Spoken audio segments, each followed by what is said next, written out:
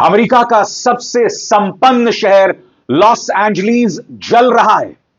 24 लोग इस आग में जल चुके हैं, मगर इस पर कैसे काबू पाया जाए अमेरिका को समझ नहीं आ रहा। और यह है दुनिया का बॉस। जी हां, लॉस एंजलिस अमेरिका का सबसे संपन्न शहर। अमेरिका के जो तमाम एक्टर्स हैं, अभिनेता हैं, सेलिब्रिटीज हैं, वो इसी शहर में रहते हैं और एक एक करके उनके तमाम घर जल रहे हैं।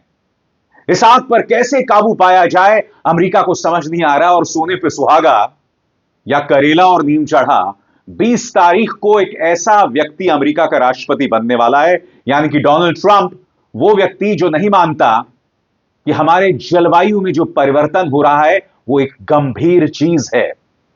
डोनाल्ड ट्रंप एक ऐसा शख्स जो ये मानता है कि जलवायु परिवर्तन या क्लाइमेट चेंज को लेकर जो अक्सर लोग चेतावनी देते हैं वो सब चाइनीज एजेंट्स हैं।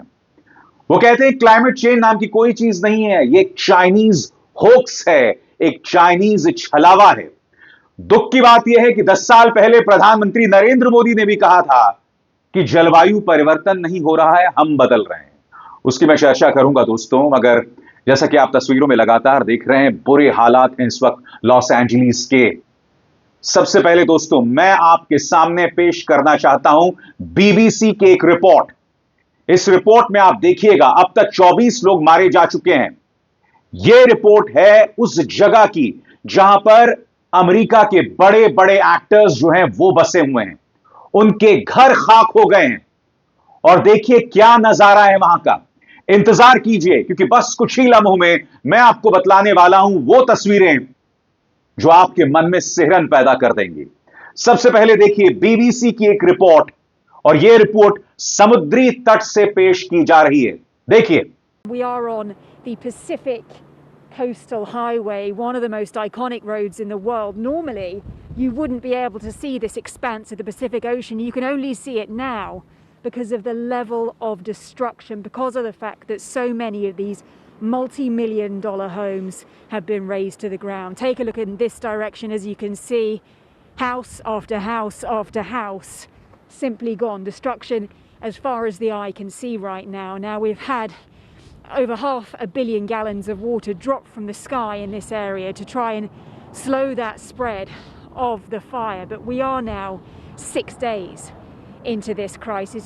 इंतजार कीजिए, क्योंकि अमेरिका में जो आग लगी है, यह आग क्यों लगी, इस आग को लेकर ताजा स्थिति क्या है, यह भी मैं आपको बतलाऊंगा।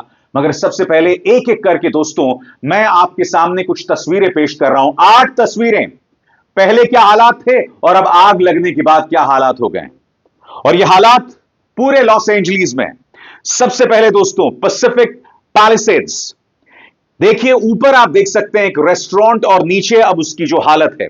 पहली तस्वीर है मई 2024 की, और उसके नीचे की तस्वीर है ताजा तस्वीर, यानी कि आग लगने के बाद यह इलाका सबसे बुरी तरह से प्रभावित हुआ है। यहां रहने वाले अधिकांश लोगों को अपना घर और सामान छोड़कर भागना पड़ रहा है। अब इसके बाद दोस्तों पैलिसेड्स में जो स्कूल है, स्कूल की तस्वीर देखिए दोस्तों। स्कूल की पहली क्या हालत थी, और उसके नीचे देखिए स्कूल किस तरह से राख हो गया है। यहां पर बच्चे पढ़ने आया करते थे, मगर आप नजारा देख सकते हैं। और यह हालत दुनिया के सबसे अमीर देश, दुनिया के सबसे ताकतवर देश और दुनिया के सबसे संपन्न देश का सबसे संपन्न शहर लॉस एंजलिस है। उसके बाद दोस्तों सैटेलाइट से ली गई तस्वीर, और मैं आपको बतलाना चाहता हूं यह प्रशांत महासागर का जो तट है उसकी तस्वीर है। ऊपर देखिए दोस्तों रॉयटर्स की यह तस्वीर है जब आग नहीं लगी थी, और उसके नीचे आग लगने के बाद जो माहौल है। और इसमें बीबीसी ये कह रहा है मालिबू शहर समेत प्रमुख हाईवे से सटे घरों पर भी आग का बुरा असर पड़ा है। ये सैटेलाइट तस्वीरें दिखा रही हैं कि आग से पहले और बाद में तटीय इलाके कैसे दिख रहे थे। अब मैं आपको लेकर चलना चाहूंगा ऑल्टाडेना, और ऑल्टाडेना में मैं आपको दिखा रहा हूं एक घर जो पहले क्या था और अब क्या हो गया। और उसमें तारीख आप देख सकते हैं, जुलाई 2022 को इस घर की क्या हालत थी और आग लगने के बाद यहां पर क्या हालत हो गई है। उसी तरह से दोस्तों बीबीसी ने मैक्सार टेक्नोलॉजीज के जरिए एक और सैटेलाइट तस्वीर पेश की है और इसके बारे में वो कह रहा है, आग से तबाह होने के बाद अल्टाडेना किसी बंजर वीरान इलाके के तौर पर दिखाई दे रहा है। और अब मैं आपको बतलाना चाहता हूं दोस्तों, यह है पासाडेना का एक स्ट्रक्चर। यहां पर आप देख सकते हैं तमाम कार्स जो है पार्क्ड हैं। यह तस्वीर है मई 2024 की और अब आग लगने के बाद वहां पर क्या हालत हो गई है दोस्तों। कई सेलिब्रिटीज के घर बर्बाद हो गए हैं। जिन लोगों को हम अक्सर हॉलीवुड की फिल्मों में देखा करते थे, उनके घर खाक हो गए हैं। ये लोग दरबदर हो गए हैं और यह सब हो रहा है अमेरिका के अंदर। मैंने क्यों कार्यक्रम की शुरुआत में आपको चेतावनी दी थी डोनाल्ड ट्रंप के बारे में? मैंने वो चेतावनी आपको इसलिए दी थी दोस्तों, क्योंकि डोनाल्ड ट्रंप जलवायु परिवर्तन को मुद्दा ही नहीं मानते। इस वक्त अमेरिका के अंदर कई वैज्ञानिक चेतावनी दे रहे हैं और इंतजार कीजिए, मैं आपको बतलाने वाला हूं नासा का एक वैज्ञानिक जो 2 साल पहले लॉस एंजलिस छोड़कर भाग गया था और आज उसकी भविष्यवाणी सही साबित हुई है। मैं आपको बतलाना चाहता हूं दोस्तों, उस नासा के वैज्ञानिक ने अब जाकर क्या कहा है। उन्होंने कहा यह महज आगाज है, यह तो महज शुरुआत है और जो आप लॉस एंजलिस में देख रहे हैं वो न सिर्फ अमेरिका बल्कि पूरे दुनिया में देखने वाले हैं। मगर सबसे पहले मैं आपको याद दिलाना चाहूंगा, आज से 10 साल पहले जब डोनाल्ड ट्रंप जो है अमेरिका के राष्ट्रपति हुआ करते थे, 2016-17 की बात है दोस्तों, 10 साल से भी कम, तब उनसे पूछा गया था जलवायु परिवर्तन के बारे में। तब इस शख्स ने कहा था यह एक चाइनीज छलावा है और बात वहां नहीं रुकती। उसके बाद उनके तमाम प्रवक्ताओं से भी पत्रकारों ने सवाल पूछे थे। वो तमाम प्रवक्ता जानते थे कि डोनाल्ड ट्रंप ने जो बात कही थी वो सरासर बकवास थी। और देखिए सवालों का जवाब देने से ये लोग किस तरह से घबरा रहे थे। क्यों? क्योंकि इनके आका डोनाल्ड ट्रंप ने कह दिया था कि जलवायु परिवर्तन एक छलावा है।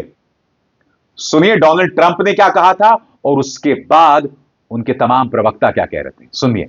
All of this with the global warming and that, a lot of it's a hoax. It's a hoax. I mean, it's a money-making industry, okay? It's a hoax. The president has tweeted climate change skepticism at least 115 times, including a claim that the concept of global warming was created by and for the Chinese. So the president has very firmly established his position on the issue and has shown no indication that he's changed that position. But since the president's views tend to be malleable, let's say, reporters have been asking the president and his aides the same question over and over again in light of the Paris decision. Does the president still believe climate change is a hoax? Thank you, everybody. Thank you very much. Can you say whether or not the president believes that human activity is contributing to the warming of the climate? Honestly, I haven't asked him. Okay. I can get back to you. Yes or no? Does the president believe that climate change is real and a threat to the United States? You know what's interesting about all the discussions we had through the last several weeks have been focused on one singular issue. Is Paris good or not for this country? That's the discussions I've had with the president. I'd like to go back to the first question that was asked that you didn't answer. Does the president believe today that climate change is a hoax? You know, I did answer the question because I said the discussions the president and I have had over the last several weeks have been focused on one key issue. Is Paris good or bad for this country? Shouldn't you be able to tell the American people whether or not the president still believes that climate change is a hoax? Where does he stand? As I indicated several times through the process, there's enough to deal with respect to the Paris Agreement and making an informed decision about this important issue. What does the president actually believe about climate change? Does he still believe it's a hoax? Could you clarify that, since apparently nobody else in the White House can? Yeah, I have not had an opportunity to have that discussion. इंतजार कीजिए, कुछ देर बाद मैं आपको बताऊंगा कि प्रधानमंत्री नरेंद्र मोदी की इस बारे में क्या राय रही है। मगर अब मैं आपके सामने एक ऐसा वीडियो पेश करने वाला हूं जो आपके होश उड़ा देगा। मैं आपको नासा के एक वैज्ञानिक का एक इंटरव्यू दिखाने वाला हूं। इनका इंटरव्यू डेमोक्रेसी नाउ ने किया है। इस इंटरव्यू में आप देख सकते हैं उनकी आवाज कांप रही है। नासा का यह वैज्ञानिक जो है, इसने 2 साल पहले लॉस एंजलिस छोड़ दिया था। यह व्यक्ति लगातार चेतावनी दे रहा था कि हम लोग लगातार जीवाश्म ईंधन जला रहे हैं, फॉसिल फ्यूल जला रहे हैं। वो जलवायु परिवर्तन को एक गंभीर मुद्दा मान रहा था, मगर जो लोग ये सवाल उठा रहे थे उन्हें नजरअंदाज किया जा रहा था। आज वो कह रहे हैं ये महज शुरुआत है, आगे आगे देखिए क्या होने वाला है। मगर क्या नासा के इस वैज्ञानिक को कोई गंभीरता से लेगा? सुनिए डेमोक्रेसी नाउ को दिए गए इंटरव्यू में उन्होंने क्या कहा। This is still just the beginning. It's going to get way worse than this. 2 years ago, 2020, when that Bobcat fire happened, the whole time I was living in Altadena, it was getting hotter and more fiery and drier and smokier, and it just didn't feel like I could stay there. Like I could, so when you have a trend line, things getting worse every year, right? Like, where's the point where it breaks? Like you keep going, you keep pushing the system, getting hotter and hotter, getting drier and drier, right? Like emitting more and more carbon dioxide from burning fossil fuels. Eventually, things break. I didn't expect my neighborhood to burn this soon. Explain what's happened. दोस्तों, अब तक 24 लोगों की मौत हो गई और हो सकता है जब तक ये कार्यक्रम आए ये आंकड़ा दोगुना भी हो जाए, ये आंकड़ा बढ़ भी जाए। मगर सबसे ताजा खबर इस बारे में क्या मिल रही है, एक एक करके आपकी स्क्रीन पर। कैलिफोर्निया में मौसम के जानकारों ने चेतावनी दी है कि इस सप्ताह लॉस एंजलिस के आसपास भयंकर तेज हवाओं के फिर से बढ़ने की उम्मीद है, क्योंकि जमीन पर अग्निशमन दल यानी फायर कंट्रोल दल जो है 3 भयंकर आग को नियंत्रित करने की कोशिश कर रहा है। अधिकारियों ने चेतावनी दी है कि शांत हवाओं के सप्ताहांत यानी वीकेंड के बाद कुख्यात शुष्क सांता एना हवाएं रविवार रात से बुधवार तक फिर से बढ़ेंगी, जो कि 60 मील प्रति घंटा यानी 96 किलोमीटर प्रति घंटा तक की गति से पहुंच जाएंगी। वो आगे ये भी कहते हैं, हवा के तेज होने से पहले शहर के विपरीत यानी अलग अलग छोर पर जल रही घातक पैलिसेड्स और ईटन आग के प्रसार को रोकने में कुछ तरक्की हुई है। स्थानीय अग्निशामकों यानी फायर कंट्रोल यूनिट्स को 8 अन्य राज्यों के साथ साथ कनाडा और मेक्सिको के कर्मचारियों द्वारा सहायता प्रदान की जा रही है, जो लगातार पहुंच रहे हैं। एलए काउंटी मेडिकल परीक्षक ने रविवार को मरने वालों की संख्या 24 बताई है और यह बताया जा रहा है कि कम से कम 16 लोग जो हैं वो लापता हैं। आज क्लाइमेट चेंज, जलवायु परिवर्तन एक बहुत बड़ा मुद्दा हो गया है। और क्यों, इस बात को समझिएगा। क्योंकि हम फॉसिल फ्यूल्स यानी जीवाश्म ईंधन का ह्रास कर रहे हैं, उन्हें बर्बाद कर रहे हैं, उन्हें लगातार जला रहे हैं। जीवाश्म ईंधन मतलब आज से करोड़ों साल पहले जो जीव मर जाते हैं और जमीन के अंदर दब जाते हैं, उनसे ईंधन बनता है। यानी कोयला, पेट्रोलियम, तेल, ये तमाम चीजें जीवाश्म ईंधन है। और दुनिया में कई जानकार इस बात को लेकर चेतावनी दे रहे हैं कि आपको विकास की रफ्तार और जलवायु, इनमें एक तालमेल बिठाना पड़ेगा। आपको जीवाश्म ईंधन का एक विकल्प लाना पड़ेगा, मगर इन चेतावनियों को पूरी तरह से नजरअंदाज कर दिया गया। सबसे शॉकिंग बात, आज से 10 साल पहले एक बच्चे ने प्रधानमंत्री से जलवायु परिवर्तन पर सवाल किया था, मगर आपको याद है प्रधानमंत्री ने कितना वाहियात बयान दिया था। उन्होंने सर्दी, यही कहा जाए शर्दी की मिसाल दी थी। सुनिए, ये देश के प्रधानमंत्री कह रहे थे, 10 साल पहले की बात है, सुनिए। We in Assam feel very concerned about climate change and its consequences. Sir, how can you help and guide us to protect our pristine environment? देखिए, आज छोटे छोटे बालक भी क्लाइमेट चेंज और एनवायरनमेंट चेंज की चर्चा कर रहे हैं। 70, 80, 85, 90 साल के लोग तो सर्दियों में आप देखेंगे तो अक्सर कहते हैं कि पिछली बार से इस बार सर्दी ज़्यादा है, ऐसा कहते हैं ना। एक्चुअली सर्दी ज़्यादा नहीं है, उनकी उम्र बढ़ने के कारण उनकी सहने की शक्ति कम हो गई है। वैसे ही ये क्लाइमेट चेंज नहीं हुआ है, हम चेंज हो गए हैं। मगर हो सकता है कि फिर उनके सलाहकारों ने उन्हें नसीहत दी होगी, क्योंकि 4 साल बाद प्रधानमंत्री एक अंतर्राष्ट्रीय मंच पर जाते हैं और उनके तेवर काफी हद तक बदल जाते हैं। और वो कहते हैं कि जलवायु परिवर्तन एक गंभीर चुनौती है और हम सबको अपने मतभेदों को भुलाकर एक मंच पर आना होगा। मगर अफसोस की बात है दोस्तों कि भारत के अंदर जलवायु परिवर्तन मुद्दा ही नहीं है। जिस देश को मस्जिद के अंदर शिवलिंग ढूंढने में लगाया जा रहा हो, जिस देश को हिंदू मुस्लिम करवाया जा रहा हो, जिस देश की मीडिया 24 घंटे जहर उगलती हो, आपको क्या लगता है दोस्तों, वो जलवायु परिवर्तन पर चर्चा करेंगे? याद कीजिएगा, 4 साल बाद प्रधानमंत्री नरेंद्र मोदी ने फिर क्या कहा था, सुनिए। ऐसा हुआ है क्या? मगर आपके जहन में एक सवाल होगा कि लॉस एंजलिस में जो बड़े पैमाने में आग लगी है, उसका बड़ा कारण क्या है? देखिए, जो दूरगामी कारण है, मैं उसका जिक्र कर चुका हूं। जलवायु परिवर्तन को कोई गंभीरता से नहीं ले रहा है। जीवाश्म ईंधन लगातार जलाया जा रहा है, वो खत्म हो रहा है।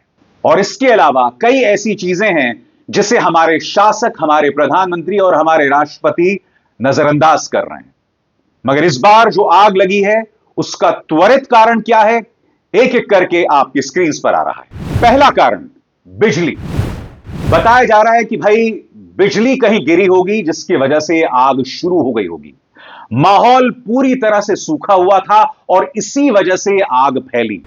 मगर अमेरिका से जो जानकार कह रहे हैं कि जो 2 गंभीर आग है, यानी कि पैलिसेड्स और ईटन, इस आग का प्रमुख कारण बिजली नहीं है। अब दूसरा कारण, इस पर गौर कीजिएगा। कैलिफोर्निया के 2022-2023 के अत्यधिक गीले वर्षों में वनस्पति की भारी वृद्धि हुई, जो पिछले साल के सूखे के कारण सूख गई, जिससे प्रचुर मात्रा में आग लग गई। यह कारण हो सकता है दोस्तों, क्योंकि हुआ ये, बारिश हुई, वनस्पति बढ़ गई, मगर फिर बारिश बंद हो गई। बारिश बंद होने के कारण वो जो तमाम वनस्पति थी, वो सूख गई। और जैसे ही कहीं पर कोई चिंगारी पड़ी, ये आग बुरी तरह से फैल गई, जो पूरे लॉस एंजलिस में दिखाई दे रही है। तीसरा कारण आपके स्क्रीन पर, असाधारण रूप से सूखा काल के कारण अक्टूबर के बाद से डाउनटाउन लॉस एंजलिस में केवल 0.16 इंच यानी 0.4 सेंटीमीटर बारिश हुई और सांता एना हवाओं के रूप में जाने जाने वाली शक्तिशाली हवाओं ने भी जंगल की आग के लिए उपयुक्त स्थिति पैदा कर दी, यानी कि वाइल्ड फायर्स के लिए उपयुक्त हालात पैदा कर दिए। इस वक्त सांता एना हवाएं जो हैं, वो बहुत तेजी से लॉस एंजलिस में बह रही हैं। जैसा कुछ देर पहले मैंने बताया, इसकी गति 96 किलोमीटर प्रति घंटा है और अमेरिका को समझ नहीं आ रहा कि इस पर कैसे काबू पाया जाए। मैं आपको बतला चुका हूं दोस्तों कि अमेरिका का अगला राष्ट्रपति मानता ही नहीं है कि जलवायु परिवर्तन एक गंभीर मुद्दा है, और जो यह मुद्दा उठाता है उसके बारे में कहा जाता है कि एक चाइनीज छलावा है। सोच के भी बहुत अजीब सा लगता है ना दोस्तों। इस देश में कोई भी सवाल करता है तो उसमें चाइनीज एंगल ले आते हैं लोग। अमेरिका में भी यही सब चल रहा है। हर मर्ज की दवा चीन है, हर मामले में खलनायक चीन है। मगर हम अपने गिरेबान में नहीं झांकेंगे, हम अपनी गलतियों को ठीक नहीं करेंगे, जिसका परिणाम हम अमेरिका में देख रहे हैं। मैं आपसे सवाल पूछना चाहता हूं, अगर क्लाइमेट चेंज यानी जलवायु परिवर्तन पर गंभीर बहस नहीं हुई तो आने वाले सालों में क्या होगा? हर गुजरते दिन के साथ जीवाश्म ईंधन खत्म हो रहा है। इसके अलावा मध्य पूर्व में हालात बद से बदतर हो रहे हैं। अमेरिका और इस्राइल जैसे देश कह रहे हैं कि हम ईरान के तेल ठिकानों पर हमला करेंगे, जो कि जीवाश्म ईंधन है। यानी कि जो जीवाश्म ईंधन है, आप उसे ही खत्म करना चाहते हैं। अब सोचिए दोस्तों, धीरे धीरे तेल खत्म हो जाए, पेट्रोलियम खत्म हो जाए, तो दुनिया पर इसका क्या असर पड़ेगा बताइए? क्योंकि जैसे मैंने कहा, यह सब नॉन रिन्यूएबल एनर्जी है, यानी कि एक बार जब खत्म हो गया तो इस पर काबू नहीं पाया जा सकता। इसे कोई संबोधित नहीं कर रहा है। डोनाल्ड ट्रंप क्लाइमेट चेंज को मुद्दा ही नहीं मानते। रिपब्लिकन पार्टी की हमेशा से ही यह सोच रही है। शायद ही किसी राष्ट्रपति ने क्लाइमेट चेंज को गंभीरता से लिया होगा, मगर डेमोक्रेट्स की बात करें तो कम से कम वो लोग उसकी चर्चा करते हैं। मैं आपको एक क्लिप दिखाना चाहता हूं दोस्तों। इस क्लिप में देखिएगा, 2016 को लेकर हिलरी क्लिंटन और डोनाल्ड ट्रंप के बीच में बहस चल रही है, और ये देखिएगा किस तरह से हिलरी क्लिंटन डोनाल्ड ट्रंप का पर्दाफाश करती हैं। वो कहती हैं कि डोनाल्ड ट्रंप क्लाइमेट चेंज यानी जलवायु परिवर्तन को मुद्दा ही नहीं मानते। डोनाल्ड ट्रंप इसका विरोध करते हैं, मगर डोनाल्ड ट्रंप की क्या राय है क्लाइमेट चेंज के बारे में, जलवायु परिवर्तन के बारे में, मैं आपको दिखला चुका हूं। देखिए डिबेट, जिससे आपको पता चलेगा कि डेमोक्रेट्स कहां हैं और रिपब्लिकन्स कहां हैं। सुनिए। Donald thinks that climate change is a hoax perpetrated by the Chinese. I think it's real. I did not. Science is real. I do not say that. And I think it's I do not important say that we grip this and deal with it, both at home and abroad. And here's what we can do. We can deploy 500 million more solar panels. We can have enough clean energy to power every home. We can build a new modern electric grid. That's a lot of jobs. That's a lot of new economic activity. So I've tried to be very specific about what we can and should do, and I am determined that we're going to get the economy really moving again, building on the progress we've made over the last 8 years, but never going back to what got us in trouble in the first place. Mr. Trump. She talks about solar panels. We invested in a solar company, our country. That was a disaster. They lost plenty of money on that one. Now, look, I'm a great believer in all forms of energy, but we're putting a lot of people out of work. Our energy policies are a disaster. ये व्यक्ति दोबारा America का राष्ट्रपति बना है। इस व्यक्ति को कायदे से आज से 3 या 4 दिन पहले एक अदालत के फैसले में 4 साल की सजा मिल जानी चाहिए थी, मगर जज साहब ने खेला कर दिया और उन्हें सजा नहीं सुनाई, सिर्फ दोषी पाया है।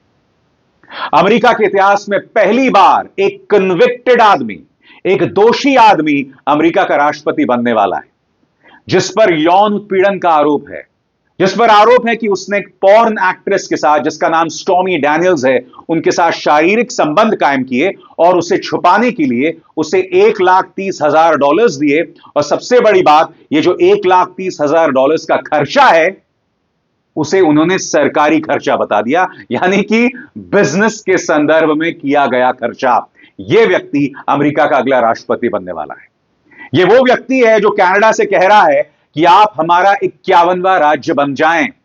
यह वो व्यक्ति है जिसका एक चाटुकार है इलॉन मस्क, जो ब्रिटेन के अंदर असंतोष पैदा करना चाहता है। इनकी सोच कितनी खतरनाक है दोस्तों, और समानांतर तौर पर जलवायु परिवर्तन पर इनकी क्या सोच है, मैं आपको बतला चुका हूं। क्या हम ऐसे ही अपने बच्चों का भविष्य बर्बाद होने देंगे? क्या हमें इस बात की बिल्कुल भी परवाह नहीं है कि हमारे प्रधानमंत्री, दुनिया भर के जो ताकतवर लोग हैं, वो जलवायु परिवर्तन को मुद्दा ही नहीं मानते, और जो लोग इसे मुद्दा बनाकर पेश करते हैं उन्हें चाइनीज एजेंट बताया जाता है। हकीकत यह है कि कठिन सवालों के जवाब देना ना पड़े, इसलिए बार बार चाइनीज एंगल का इस्तेमाल किया जाता है, और जलवायु परिवर्तन को हम मुद्दा ही नहीं मान रहे। लॉस एंजलिस सिर्फ एक चेतावनी है, सिर्फ एक झांकी है। अभी तो आपने सिर्फ ट्रेलर देखा है दोस्तों, क्योंकि पिक्चर अभी बाकी है मेरे दोस्त। अभिसार शर्मा को दीजिए इजाजत। नमस्कार। स्वतंत्र और आजाद पत्रकारिता का समर्थन कीजिए, सच में मेरा साथी बनिए। बहुत आसान है दोस्तों, इस ज्वाइन बटन को दबाइए और आपके सामने आएंगे ये 3 विकल्प, इनमें से एक चुनिए और सच के इस सफर में मेरा साथी बनिए।